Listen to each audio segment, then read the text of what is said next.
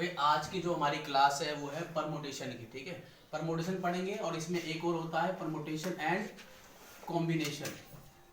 Combination ठीक है, मैं इसके बारे में थोड़ा सा बताता हूँ पहले होता क्या है। कोई बहुत बड़ी चीज़ नहीं है। क्लास 11th का टॉपिक है ये। क्लास 11th का टॉपिक है। चैप्टर नंबर ये आपका चैप्टर नंबर ये 12 है। ठीक है, चलो मैं थोड़ा सा एक बार इसको एक्सप्लेन कर देता हूँ। परमुटेशन क्या होता है। परमुटेशन कोई बहुत बड़ी चीज़ नहीं है, समझ लो होता क्या बच्चों। देखो, परमुटेशन का मतलब होता है किसी भी चीज को अरेंज करना। चीज को क्या करना होता है भाई?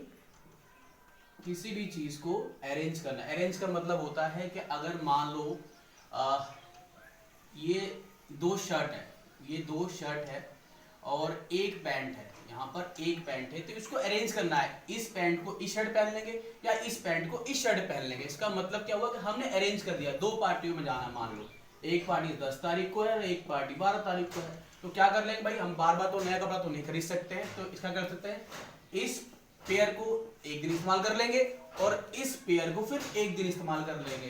तो इसे कहते हैं हम लोग, क्या कहते हैं, अरेंज करना। और अरेंज का मतलब होता है परमुटेशन। ठीक है, कॉम्बिनेशन क्या मतलब होता है? कॉम्बिनेशन का मतलब क्या होता है कि जो चीज आपने अरेंज किया है उसमें से एक सेलेक्ट करना। अब देखो, मैंने अरेंज करा ये और ये सेट और फिर मैंने अरेंज करा ये और ये सेट, दो सेट अरेंज करें।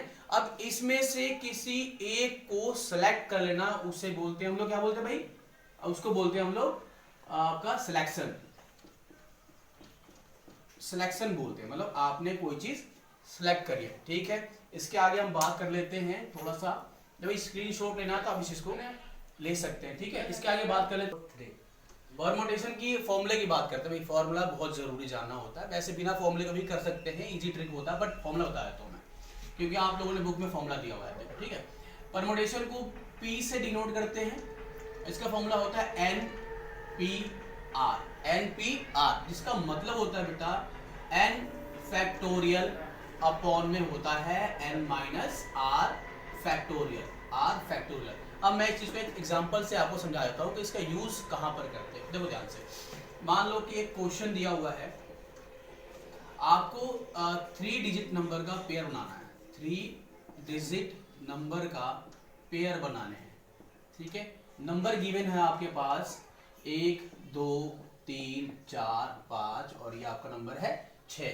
ये नंबर गिवन है। तो सबसे पहले इस क्वेश्चन को करने के लिए आपको ये पता होना चाहिए कि n क्या है और r क्या है। जब आपको n पता है और r पता है तो आप किसी भी चीज को बेटा आसानी से कर सकते हैं। ठीक है, अब ये क्वेश्चन आपका, इस क्वेश्चन में अगर ध्यान से देखें तो बता सकते हैं कि इसमें n क्या है। n का मतलब होता है काउंटिंग। n का मतलब क्या होता है? काउंटिंग। जैसे कि 1 2 3 4 5 6।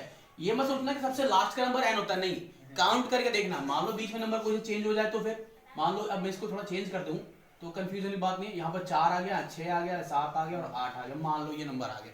तो काउंटिंग है क्या है? 1 2 3 4 5 6। टोटल कितना नंबर है? 6। तो n कितना आ गया हमारा? n equals to 6। और कह रहा है कितने डिजिट का पेयर बनाना है?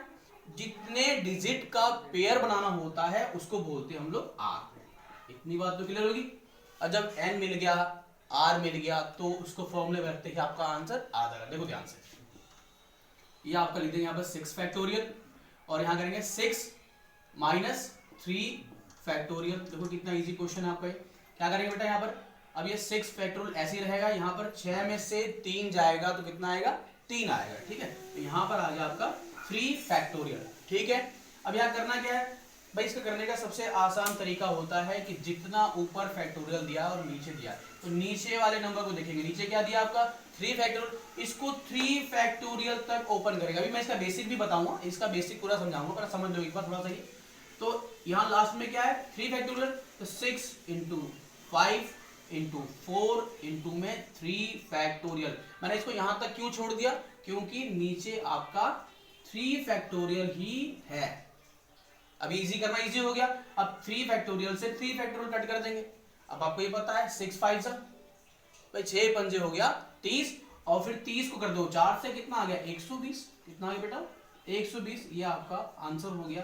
तो इसे बोलते हैं कुल मिलाकर क्या आपके परमुटेशन। ठीक है, यहाँ तक आप नेक्स्ट बात का यहाँ तक आप देख लो। वीडियो अच्छी लगी तो लाइक करो, शेयर करो, सब्सक्राइब करो और हमें सपोर्ट करो ताकि हम आगे बढ़ पाए। और अच्छा लगा, आप जितना रिप्लाई करोगे मैं वीडियो आगे बनाऊं तो फिर मैं इसका नेक्स्ट पार्ट भी लेके आपके सामने आऊंगा। आज के लिए अलविदा।